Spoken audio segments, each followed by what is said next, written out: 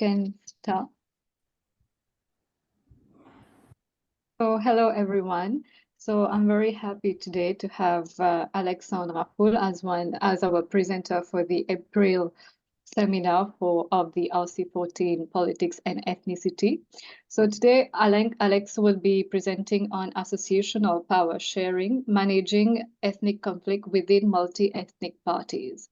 So Alexandre is a PhD candidate at the Department of Peace and Conflict Studies at Uppsala University. And his dissertation project focuses on the causes and consequences of associational power sharing and has previously worked at the Swiss Foundation for Peace, the Swiss Peace. So I wish to remind everyone that we will be recording this presentation. So if you don't wish to appear on the screen, you may switch off your camera. So thank you everyone for attending it again. So over to you, Alex. Yes, hi everyone. Thanks for joining and thanks for having me, Sheena, Lawrence, and Timothy. I'm going to share my screen. All right. Can you see this? So good. Yes. All right. Yes. Good. So yes. So what I'm presenting today is a bit of the core of my PhD project, and it's about a sort of another type of power sharing that I think we have not paid so much attention to in the literature, which is power sharing inside multi-ethnic parties, in fact. So I will talk a little bit about the concept, and then I will present a bit of descriptive, sort of an overview of the cases based on some data that I have collected, and then I have some statistical analysis too on how well it does to prevent ethnic conflict onset. So, what's the basic issue?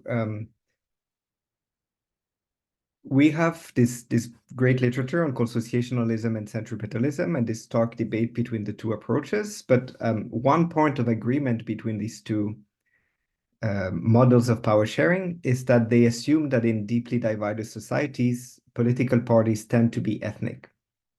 So for consociationalists, ethnic parties are something that is valuable because they provide a direct channel of representation for ethnic interests to be directly represented in decision making. And centripetalism is more open to multi-ethnic party. Actually, it seeks to create multi-ethnic parties, but out of pragmatism, they assume that these multi-ethnic parties can only exist at the center of the political spectrum as a sort of an alliance, really, of ethnic parties. It's more of an alliance of moderate ethnic parties rather than having multi-ethnic parties across the whole party spectrum. So there's this strong assumption that political representation is structured along ethnic lines in deeply divided societies. And this is true in most of the cases, or in many cases at least. I have no problem with this. But then I started working on Burundi, and I found that what was going on there was a little bit different because the political parties were predominantly multi-ethnic. So both the government was a multi-ethnic party and the opposition parties were also multi-ethnic. And I thought this was quite interesting because I think it leads to a dynamics that's quite different from what was described by Leipjard or by Horowitz and Ben Relly. So that's what I suggested calling associational power sharing a bit carefully in this paper on Burundi. And now for my dissertation, what I'm trying to do is to explore if there are other cases of associational power sharing and where it comes from and what does it do. And so looking at the literature on multi-ethnic politics, you see that actually there is many cases where political representation is not structured along the ethnic lines, even in these countries where ethnicity is politically salient. So that's where the paradox, this interesting paradox lies, right? The ethnicity matters in politics, and yet the political parties are recruiting members from different ethnic groups, presenting candidates from different ethnic groups, and sometimes not really talking in ethnic terms, although ethnicity does matter inside the parties. So this is all this sort of complexity that I'm trying to make sense of. And so the central concept is this concept of associational power sharing. Associational because the different ethnic groups associate themselves with each other into new political alliances, the political multi-ethnic political parties. And I define it as a type of ethnic, executive, and electoral power sharing where political parties are multi-ethnic. So the ethnic, executive, and electoral, it is to specify the scope of the concept. So just like for consociationalism and centripetalism, we're not really interested in power sharing in general. That's a very broad concept. You know, it can be in the military, in autocratic context, and so on. But more specifically to power sharing between ethnic groups, where the main ethnic groups are represented in the power sharing coalition, in the executive, so shared rule in the executive, and then in contexts that run elections, because the debate is often about design of electoral systems, and in my case, political parties. So that's for the definition. And what I would like to discuss today are these three questions. So how frequent is associational power sharing in Africa? Does associational power sharing work in the sense of preventing governmental ethnic conflict onset? And then because I answer yes to this question based on preliminary results, but I ask how could this possibly be so? So I speculate a little bit on the causal mechanisms behind this relationship. And to answer these questions, what I did is that I collected a new data set about this EEE power sharing, so ethnic, electoral, executive power sharing, in practice in Africa. So what I do in this data set is that I disaggregate all the cases of ethnic, executive, and electoral power sharing that are in the ethnic power relation dataset. I coded them based on I coded all the political parties in these cases of power sharing so that I can classify the cases between consociational, centripetal, and associational power sharing. Today I will focus on this associational power sharing category only. But what is important is that I don't really look at institutional design. I look at the actual practice. So what is the logic of coalition formation that happens in these cases? And then what is the structure of the political party system in these cases? And so associational power sharing being defined as these cases where the party system is structured by multi-ethnic parties, both in government and in opposition. All right, so let's see what the data tells us. This is so, and the thing I forgot to say is that the data set is limited to Africa, just mostly out of feasibility concern, but also Africa is the continent where there is the most cases of power sharing in the ethnic power relation data set. So it kind of made sense from that perspective. I capture, I think, about how cases of power sharing globally in this data set, and hopefully in the future I can expand and code the rest of the countries. So the first thing that really struck me when I completed this data set, or what actually while I was coding, is that there is much more cases of associational power sharing than I expected. Now, I think this is a bit of an African specificity. Associational power sharing might be an African thing.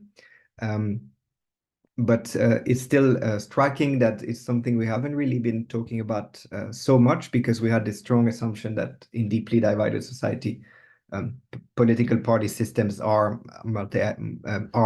structured along ethnic lines. But here we see that there is quite many countries that have multi-ethnic party systems, although ethnicity is politically salient. So some examples are Burundi, on which I worked previously, where the Arusha Agreement was sort of a deliberate attempt to create institutions that would foster the emergence of multi-ethnic parties. We have cases like Cameroon that are more, or that are electoral autocracies, but where the central ruling party is multi-ethnic, with co-opting members of different groups. We have cases like Ghana that have a long history of multi-ethnic politics. Mauritius is the same, with also an interesting institutional design attempt to constitute these multi-ethnic parties, but that took place in the 60s, in the late 60s. And then another example is Senegal, that was one of these sort of single party systems that then transformed itself in a multi-ethnic party system when it democratized. So there's this quite wide diversity. I had the exact numbers of cases in my notes, but now I don't see them because I'm sharing screens. But it's like 20, I think it's 21 countries that have experienced power sharing, and the shades of blue show the number of years that they have experienced associational power sharing over their history. So that first finding for me is just a sign that it's an interesting phenomenon, and we should study it because it's quite prevalent. And then the next question is, does it actually help do one of the things we hope it would do, that is prevent the onset of ethnic conflict? And to test this, I used my data to run a statistical analysis. I won't go into detail. It's quite a preliminary model, but that suggests that there is a decrease in the likelihood of conflict, of ethnic governmental conflict onset when we have associational power sharing than when we don't have it. So that would be the cases where we have when we don't have this type of power sharing, and when we have it, the likelihood of conflict decreases. But what I thought would be more interesting here is to discuss how I think, what are sort of the mechanisms that could explain how associational power sharing would work. And for this, I think we can link, or I thought I could have one mechanism for each of these big theories of civil war onset. So you have the whole literature on greed, and that in the ethnic conflict literature is linked to the literature on instrumentalism. The idea that elites use ethnicity instrumentally, strategically to mobilize followers, and that this can lead to conflict. Well, in cases where you have party systems that are structured not along ethnicity, but along other cleavages, there is less incentives for doing this sort of ethnic outbidding. Political parties will tend to solve the ethnic conflict behind closed door, right? Not in public. And so they depoliticize ethnicity. So ethnicity becomes less prevalent in political campaigning, and this might limit the escalation of conflict, right? When there might still be ethnic disagreements, but these will be solved not in public, but maybe behind closed doors, which is kind of the same mechanism as what Horowitz talks about. But I think it would be more powerful in systems where the opposition is also multi-ethnic than a system where only the government is a centrist, moderate middle coalition. Then there's all the literature on grievances as a cause of civil war. And there, I think, like any other type of power sharing, associational power sharing is one way to provide inclusivity. So through multi-ethnic parties, or through a coalition of multi-ethnic parties, different ethnic categories can be represented in the government. And being represented, they might have less grievances against the state. But one thing that I think might be specific about associational power sharing that we might not see in cases of consociationalism or centripetalism is that when you have multi-ethnic parties across the board, it's possible to have alternation of power without losing this inclusivity. So when you have a grand coalition, like in a consociation, there isn't, by definition, there isn't really space for an alternation in power. And in the centripetal system, you would have a coalition of the moderate middle, but if the opposition that tends to be like small ethnic party wins, probably it will mean the end of power sharing. So one thing that could explain the longevity of associational power sharing system is that it's possible to have reconfiguration of the coalition, of the power sharing coalition that is in power without losing the power sharing. And that's something that, like, I think Mauritius is, for example, a fascinating case where the ethnic minorities could create alliances with different political parties to try to advance their agenda, because all of these political parties being multi-ethnic, although dominated by certain groups, but they could still open the door to the minorities. And so there's this complex multi-ethnic politics that takes place. Okay, and finally, there's the literature on opportunity as a civil war cause. So basically, you need to be able to start a war in order to start it. You need to have the opportunity to do so. And there, I think oftentimes rebel groups start in connection to political parties. Sometimes political parties are linked to organizing rebel groups or sort of fomenting violence. But in the case where the parties are multi-ethnic themselves, it's less likely that they will start rebel militias, for example, ethnic militias, because they are multi-ethnic parties.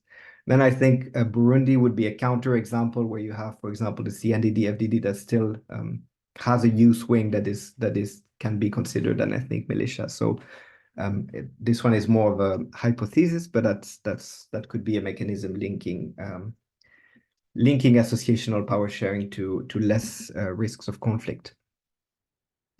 So what I'm intending to do further with this paper is to try to test using mediation analysis which one of these mechanisms explain most of my findings regarding the ability of associational power sharing to decrease conflict risks. Okay, and so in conclusion, I wanted to stress that what I'm pointing at is an empirical type, not a policy prescription, right? So this is a phenomenon that I think exists, but at this stage, I don't want to say that it's a good or a bad thing, right? Like, these results are quite encouraging for associational power sharing, but I think it might have other negative consequences. For example, one thing we're working about with Sheena in Mauritius is the risk of tokenism. So you have multi-ethnic parties, but actually the minority candidates that are presented by these parties are just sort of like puppet candidates, so they're just placed in visible position to give an image of inclusivity, but really it's not inclusivity. So that might be another form of the exclusion amid inclusion problem that Timothy and Alison have pointed to. So I'm not ready to talk about associationalism yet. It's not a policy prescription, but it's something that exists and that is interesting, and I think we should research more. So my point is more to open a research agenda, so about the origins, where does it come from, what are the effects of this type of power sharing on democracy, how does it compare to consociationalism and centripetalism in performance, how do we institutionalize the associational power sharing, and under what conditions is it successful? So I think these are some of the interesting questions, and I think my data can help answer these to a certain extent. So that's it for me, and I'm looking forward to your questions. Thanks a lot for your attention. Thank you, Alex, for this fascinating presentation and the African cases that you presented. So I think if you have any questions, so Alex would like to take the questions, or you may just write it in the chat. So any questions?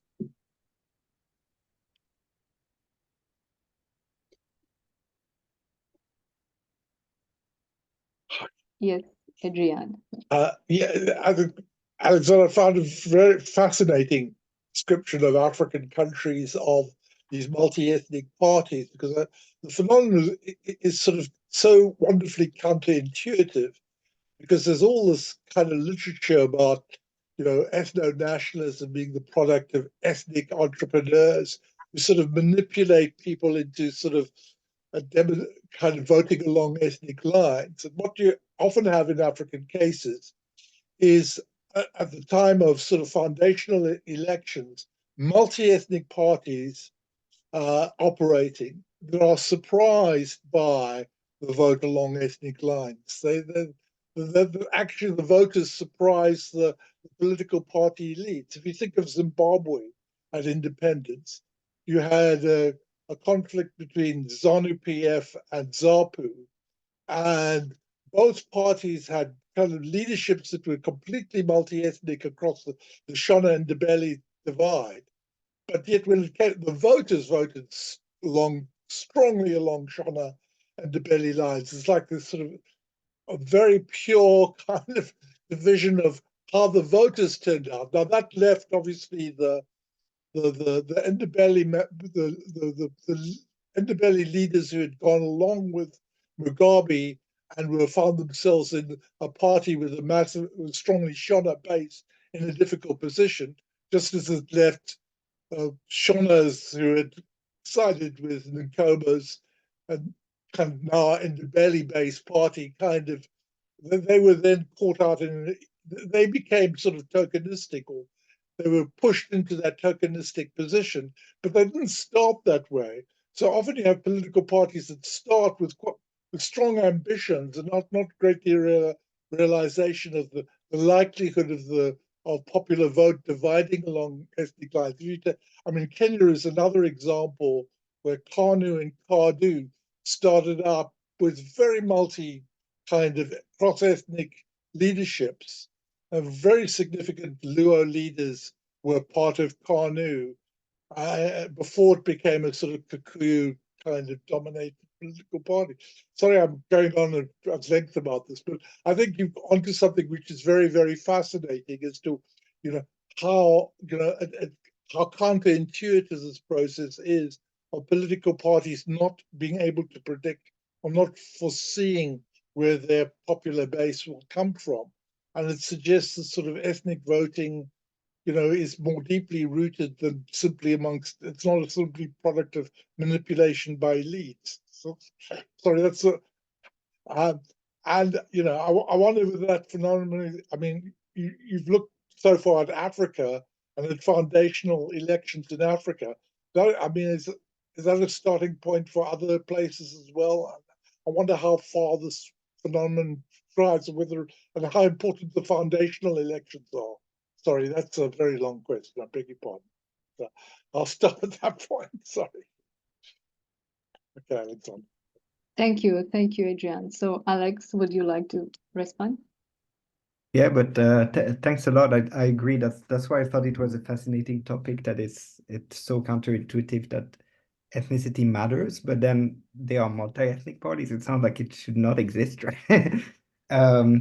And then I thought, like, yeah, these cases of decay, sort of where associational power sharing turns into ethnic politics, would be fascinating to explore. So maybe that's something I could look more into. I know.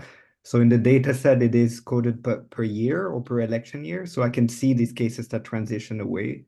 So that would be a cool study to see why. And I agree that I think foundational elections are really crucial in their going one way towards multi-ethnic politics or not. So that's also one thing I would like to do in the future to see when thinking about the origins of associational power sharing, what determines that in some cases like Senegal, for example, it became multi-ethnic politics, or Ghana, and then in some other cases not. So these are good parts.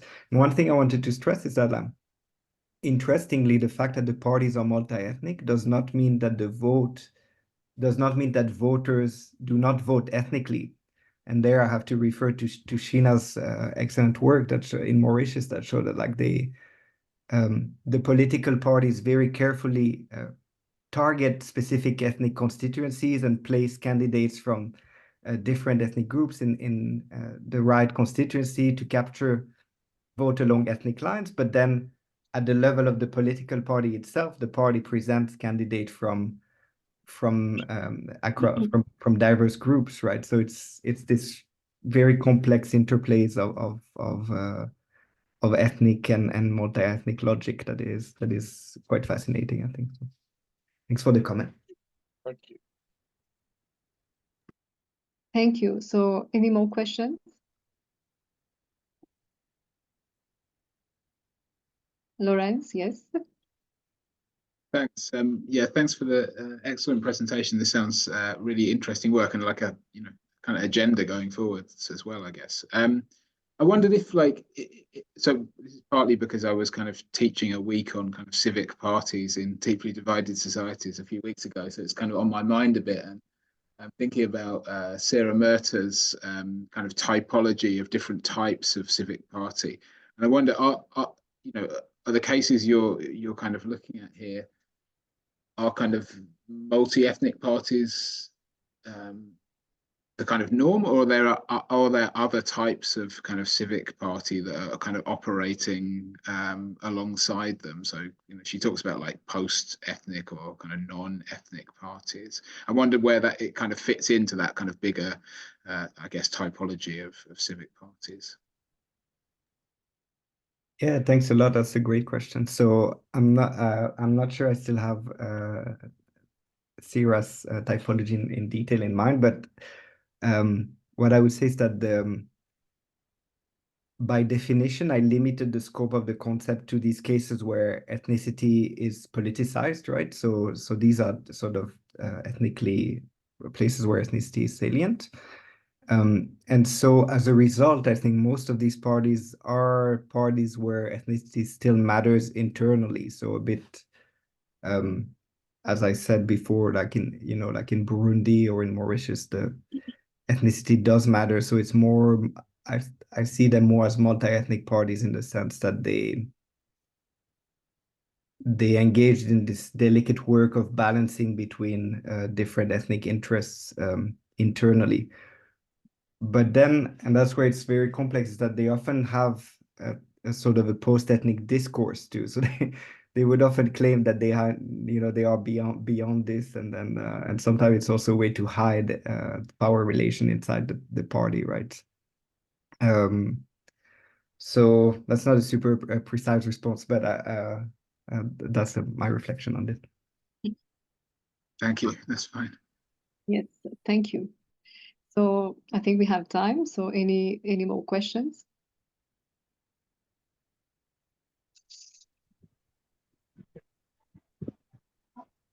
Adrian, yes. I come back again because I bring Northern Ireland into the picture. I always try and bring in Northern Ireland somewhere.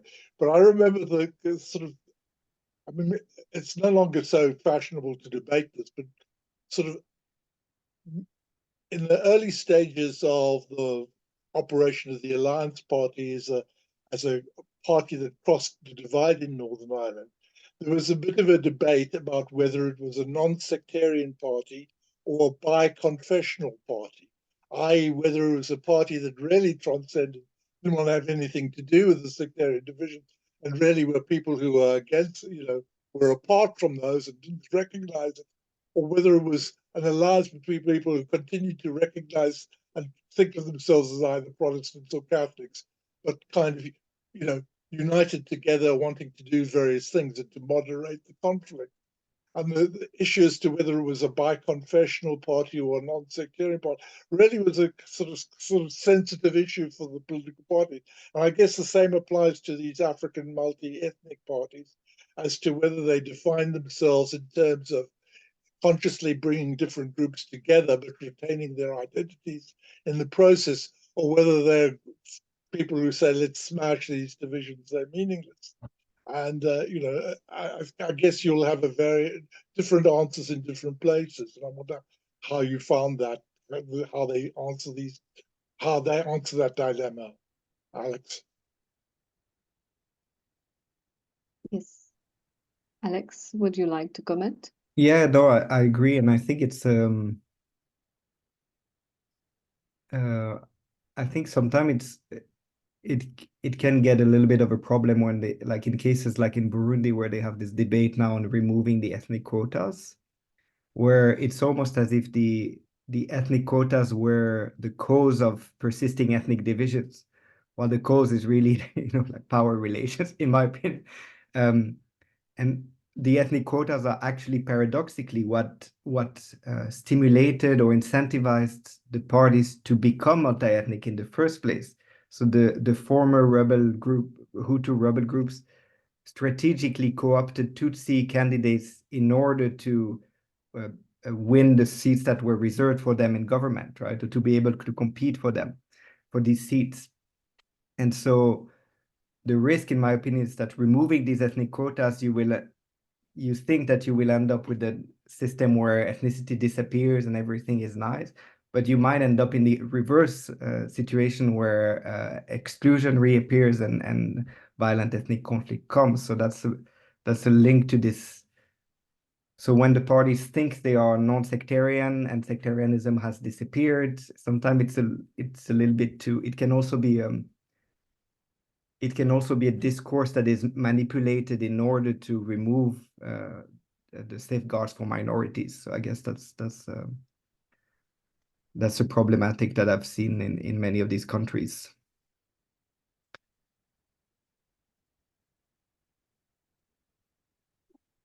Yes. Yes, we have one question in the chat. So what if the ethnic is divided in religious line? For example, in India, the ethnic are divided in the religious line, so the political parties to go on a vote from both ethnic as well as religious line, and it depends which they will address at what time. Yeah, thanks for this question. So for me, I mean, I think this can be debated and it can also be done differently. It's a matter of how you define ethnicity, right? But for me, I've defined ethnicity as this broad umbrella term that would also include religion in it, right? So sectarian divisions like in Northern Ireland or in Lebanon would count as ethnic. And very pragmatically or in detail, how I've dealt with this is that I used the list of ethnic group that is provided by the ethnic power relation data set. So what they did is that they ask experts in each country to code what are the politically relevant ethnic groups. So that can also be religious groups. Then I guess it becomes more complex when you have like different ethnic dimensions that interact. Like you get the caste structure, for example, into this, or when there is different levels of ethnicity. So I did not really engage in all these issues. I took the list provided by EPR. So thank you, Alex. So one question from Karen. So how do or would you measure tokenism in these cases? Thanks. Thank you, Karen. So we are actually working with Sheena on a project on Mauritius where we look at tokenism, the risk of tokenism, and how it can be avoided too. So it's a qualitative case study. So we did not really measure, well, I don't know, rigorously measure it, but it's more of a I think I think it's quite clear from the history of Mauritius that for many years there was political parties that claimed to represent the Creole community. There was a minister from the Creole background, for example, or a place that's a visible position of power or things like this. But de facto, they didn't really have so much power. So that's a bit how we define at least tokenism, placing individuals from a minority background in a visible position of power without giving them so much influence on the actual decision making. So I hope this answered. Thank you, Alex. If you want to add something, Sheena, you can also write it. Perhaps I have one general comment about the presentation, which I find very fascinating, selecting African cases. as Adrian mentioned, South Africa, Kenya, we have Rwanda, Zambia. I mean, these are similar cases that they are interesting cases to measure and analyze at some point. But I just would like to have your view, like for Mauritius' case, what happened when we reach a deadlock, meaning that although there are attempts to cater for minorities through introducing bills in parliament like proportional representation, but at the end, they don't get the support of the majority parties in parliament, though they claim to be national political parties. And although the best loser system has been criticized heavily for entrenching ethnic division, but the minorities tends to be satisfied with the situation, and it appears that Mauritius has reached like it's a deadlock. There's no proposal for reform because every time there is a reform, it does not get the approval, the support of the majority. So there is no, I mean, I can't see any way out for greater representation of minorities. Maybe perhaps your views on that. Maybe I'll be happy to have your views. Yeah, thanks a lot. I think that's really the central issue, and that's why I'm careful about. I was careful to conclude that it's not a policy prescription, because I think this. I mean, if you look at the list of cases, it's also like a lot of cases that have quite serious democratic problem and stability problems quite often. And I think that's precisely the problem. One of the problems is that if the parties are multi-ethnic, the risk is that they are dominated by the majority, and the minorities will struggle a lot to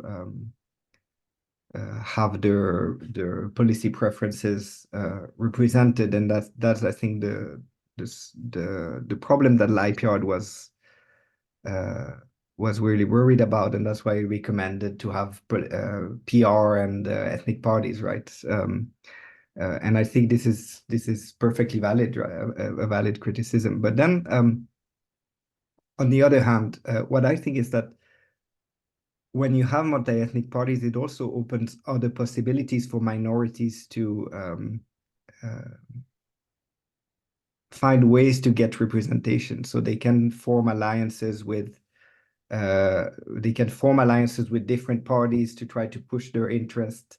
They can engage in creative coalition making. Sometimes they can ally even in parliament with members of the opposition to try to push for their interests. So I think they might have some possibilities to advance their interests that they don't have in a consociational system too. So it's a little bit. There might also be some possible avenues to avoid tokenism in these cases. And what I think would happen in such cases is that you would have some form of incremental change, like you would have slow-paced change where sort of social injustice might be preserved for perhaps decades, but you're sort of engaged in a transition, in a progress of slow change, and maybe after a while it gains sufficient momentum that you can actually address the big issues. But I don't know, that's just a hypothesis that might not be verified. Yeah. No, thank you. Thanks a lot, Alex. I think it's indeed the case in Mauritius for the representation of minorities. Thank you. So I think if you have any other question, you can just send us an email, then we can forward it to Alexandre, and then he can just get back to you. So I would like to thank you for this, for everyone for attending. And we will be uploading the video on YouTube so that you can share and just go back to the presentation. Thank you so much, everyone. And thank you, Alex, again, for your wonderful presentation. Thank you for having me, and thanks everyone for your questions and your attention.